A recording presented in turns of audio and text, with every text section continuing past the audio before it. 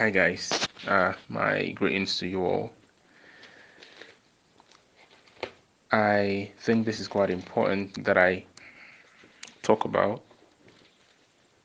and that is why I'm trying to use any music in the background or anything, so you can just be focused on my voice and you don't get distracted by the entertainment that music can give to you in the background, and just listen to what I have to say. And this is something a lot of us already know, but a handful of us are yet to properly understand why it's important that you put in the effort as an African to understand that your language is one of the identities you have as an African. And the reason why I want to talk about this is because I get to see a lot of things on social media these days, how people talk down on their languages, how people talk down on Nigerian languages, how people make it seem as though being able to speak their native language or languages is something not worthy of holding on to, or that is not something of value. I'm going to break this down into 8 points um, as short as possible, even though I still understand that this is going to be a very lengthy one for you to consume by the end of the day. First off, let's understand that language has what it stands for. Language has a definition, and in the most basic form of what I think language is, I would want to say language is any form or system of communication, either through the use of sound or through the use of symbols, to pass information across from one person to another, that is usually shared amongst a group of people. Emphasis on shared amongst a group of people, and that is transferred through socialization. If you follow through this definition of what language is, you would see that there are people involved. Language cannot exist without people.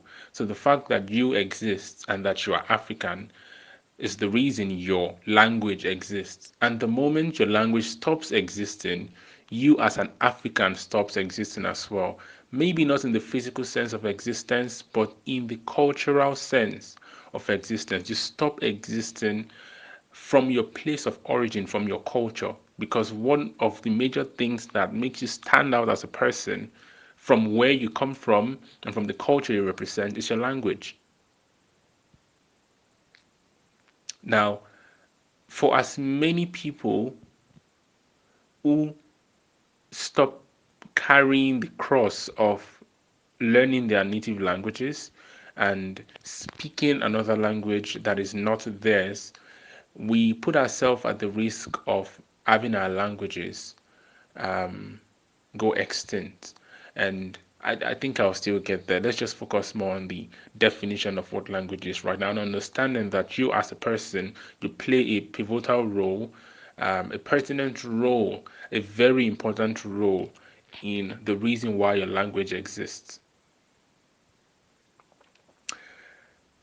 Now, I will not be taking out the possibility of people who cannot speak their native languages, not because they chose not to be able to speak their native languages, but they never were able to learn or were not exposed to the opportunity of learning their native languages. And I am one of those persons.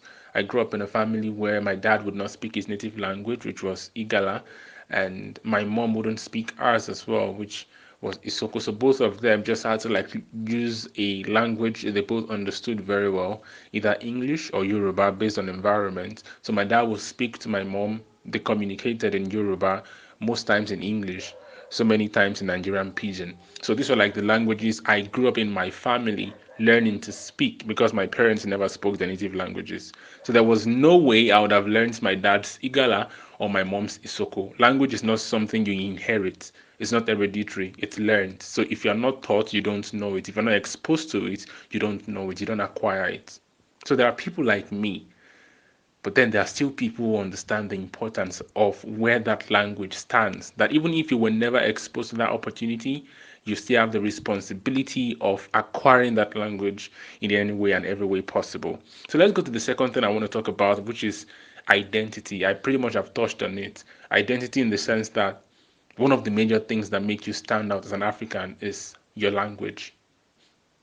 We have your skin color, but that does not always cut it because these days people alter their skin colors. People can do anything with their outer, look, the way they look outwardly. You can do anything about that. You can do whatever surgery you need to change your skin.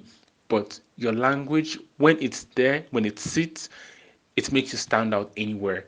It also helps you understand that you belong to a group of people and that you cannot forsake those people and they should never forsake you because you belong together.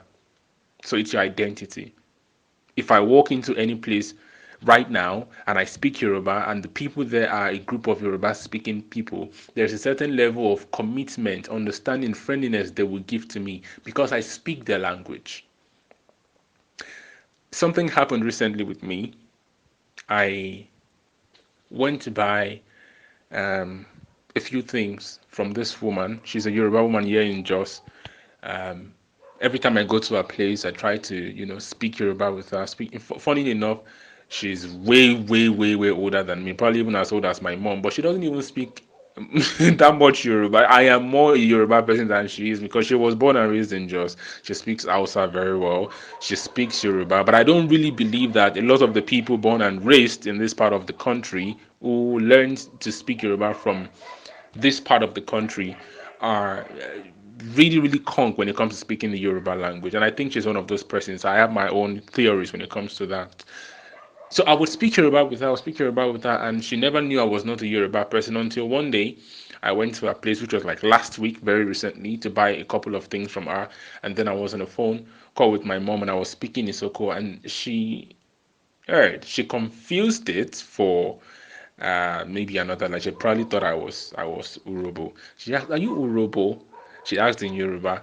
I said yes because a lot of people cannot really distinguish between the two tribes and the languages. They are very very similar, culture and everything, phonetics almost the same thing. So I just told her yes because as an Isoko person, I should understand an Urobo person if I calm down to you to listen to them. And Urobo person should understand me as well when I speak if they calm down to listen to me. So we're like sister tribes, sister languages, right? So I told her yes that I'm Urobo. And then she was like, "Oh wow, so you're even fake Yoruba, you're not real Yoruba, and Yoruba is this conk. Like Yoruba is very, very smooth." I laughed and told her, yeah, I actually grew up in the West. I grew up in Lagos and shuttle between Lagos and Ibadan. So that's why I speak the way I speak. And she was very impressed and everything. But she never knew that I was not even a Yoruba person for like almost 3 months because for every time I went to her place and I spoke Yoruba, she identified me as one of her own because of that language. That is identity. That is the identity I'm talking about.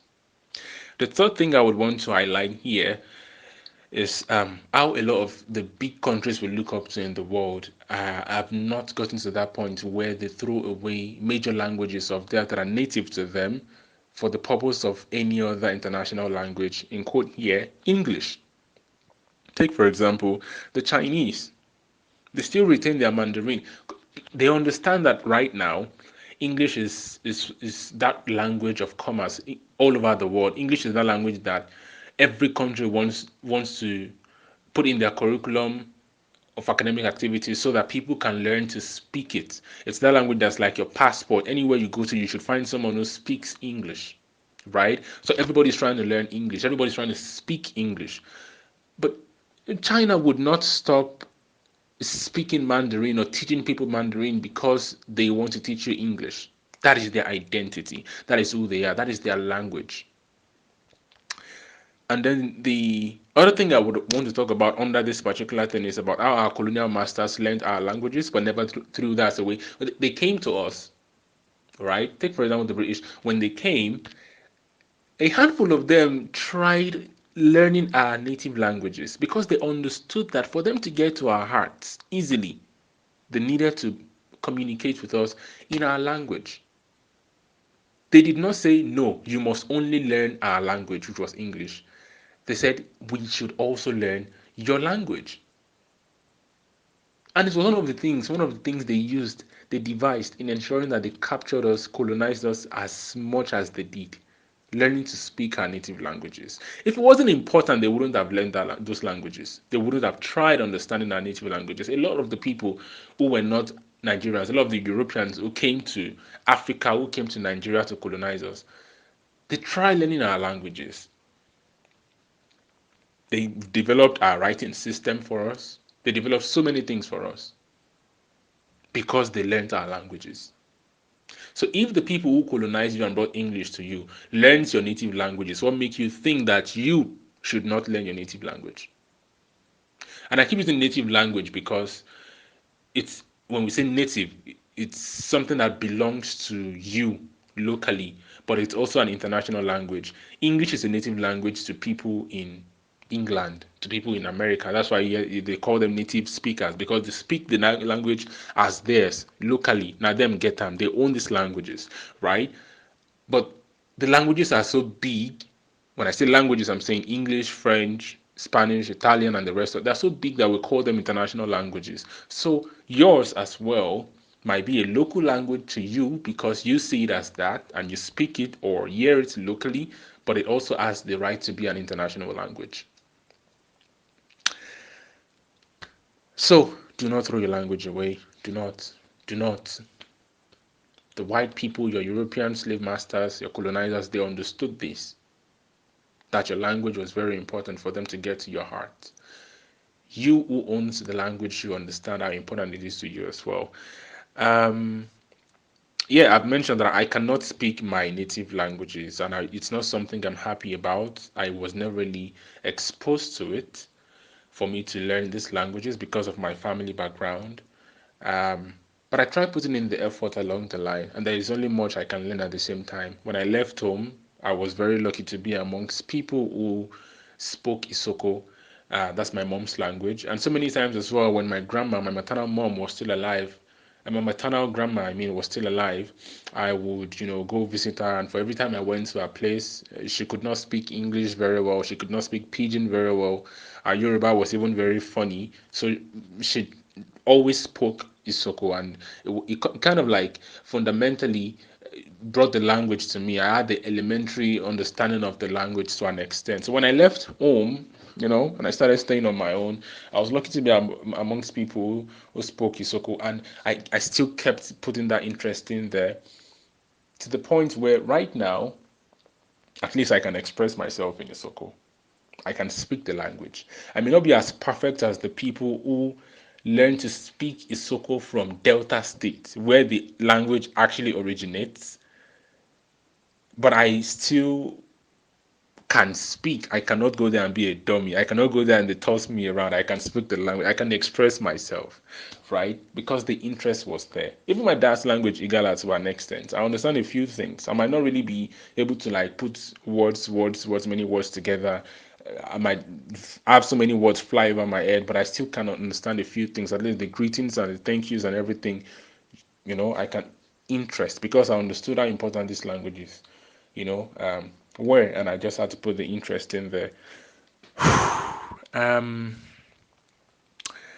the genesis of this whole thing I'm doing right now is people shitting down on their languages, their native languages, making it seem as though your native language, your language cannot give you anything. The fact that you know how to speak your language does not mean it's going to open doors for you. It's not going to do anything for you. Learn to speak an international language so that it can be an asset to the world and then you can make the big figures. People always think about money so much and they forget that when you chase after learning this languages we call international languages because we want to make money off of it, we risk having our own native languages go extinct. That's the downside to it.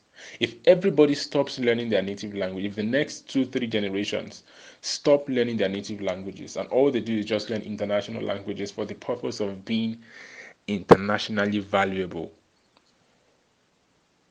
then they won't have any of their native languages anymore. Your languages will go extinct. They will no longer exist. And then your identity as an African is lost.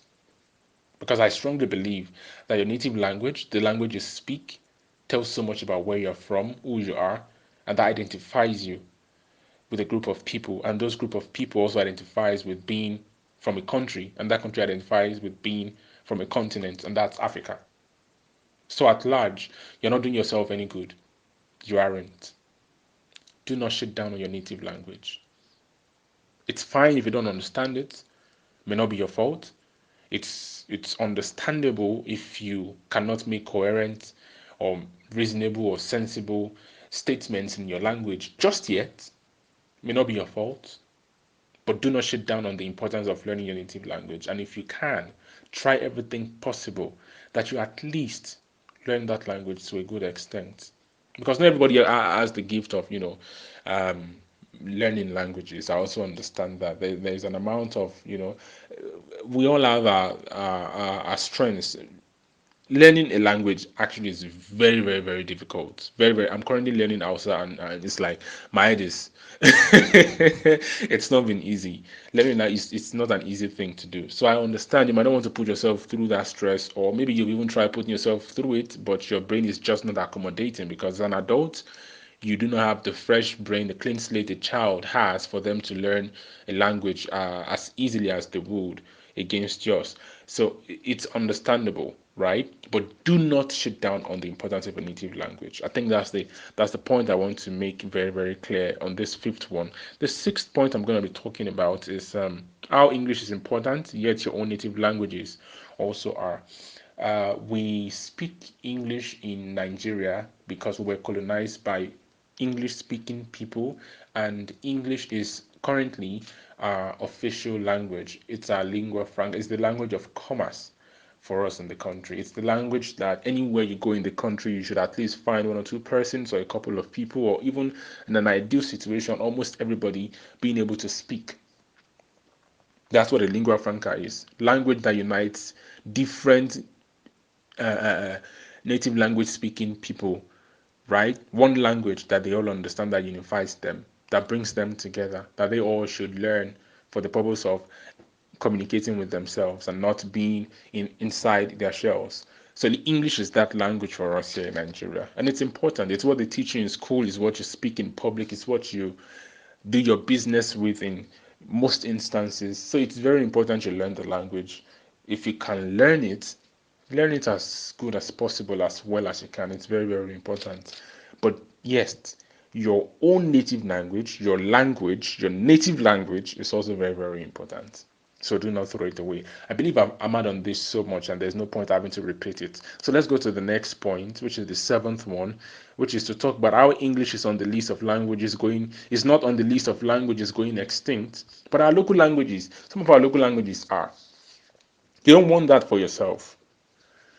I believe I've brushed on this already, but for proper reiteration, you see that English language you are carrying on your head, that French you're carrying on your head, that Spanish you're carrying, that Italian you're carrying on your head, and running all over the place for you to be able to speak. These languages are not going extinct anytime soon. They are big languages, languages spoken by billions of people.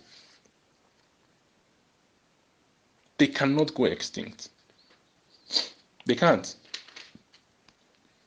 Even if they would, not anytime soon. I don't think it's in this century. I don't think it's even in the next 3, 4 centuries. In fact, I doubt they will ever go extinct because with the number of people learning to speak these languages, the languages keep growing. And rather than for them to go extinct, they keep evolving. There's a mutation happening to these languages. With each generation that comes, something different happens to the language, and it just keeps growing. It keeps evolving. The English language spoken in the 1800s is not what is spoken right now. It has changed. It has evolved. That's what's just going to keep happening to a lot of these languages we call international languages. They will never go extinct. At least not in our lifetime. Not in the next 3, 4, 5, 6, 7, 10 generations, as far as I'm concerned. But you see, your own native language. If you check the list of languages going extinct in Nigeria, you go shock. The list of languages going extinct in Africa, you will be so shocked that your own native language may be on that list. So, to what extent? We need to preserve our languages. Our languages are very, very important. We need to try everything possible to preserve them. And yeah, the last thing I want to do is to just encourage everyone to understand at least one native Nigerian language. Other important languages, like the international language, could as well. You want to learn your English, you want to learn your French, your the Francais, your Espanol, your Spanish. It's all good. It's all good. You can learn any of these languages. I love languages so much. I wouldn't be talking this long. It's over 20 minutes if I were not a person who loved languages. I love languages a whole lot. And I want to be able to speak as many languages as possible. And I'm trying to put in the work and I'm seeing results, right? And I'm not going to say, oh, I should be the only person who should um, have that type of dream or goal. So if you want to learn an international language, even if more than one, it's so beautiful. Please, gone for it. It's gonna help you. The more languages you know how to speak, the wider your experience and understanding of people, and the more you're intelligent, your intelligence as a person. So it's beautiful. Please go ahead, right? But try everything possible as well to learn at least one Nigerian native language. Be able to speak one Nigerian native language as fluently as possible, as good as possible, so you can pass it on to the your next generation. I mean, it has happened that some of us cannot speak our native languages because we never grew in the environments where our native languages, are spoken.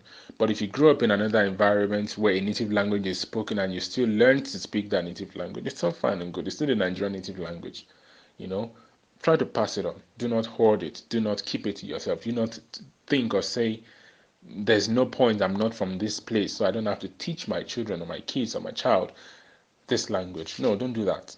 Don't do that. Help your own children to understand as many languages as possible. And one way you can do that is by depositing any language you have what's the word again now? Any language you are very good with. Let me make it as basic as possible. I can't get to what I was looking for.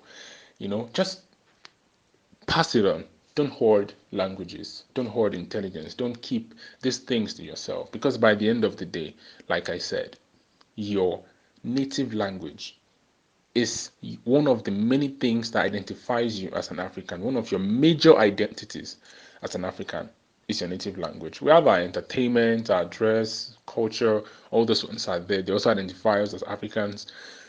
But without language, a lot of these things will be lost. So keep your language, understand your language, teach your language. It's very important. Thank you very much. I just spent almost 24 minutes talking about languages. Thank you so much for listening to this.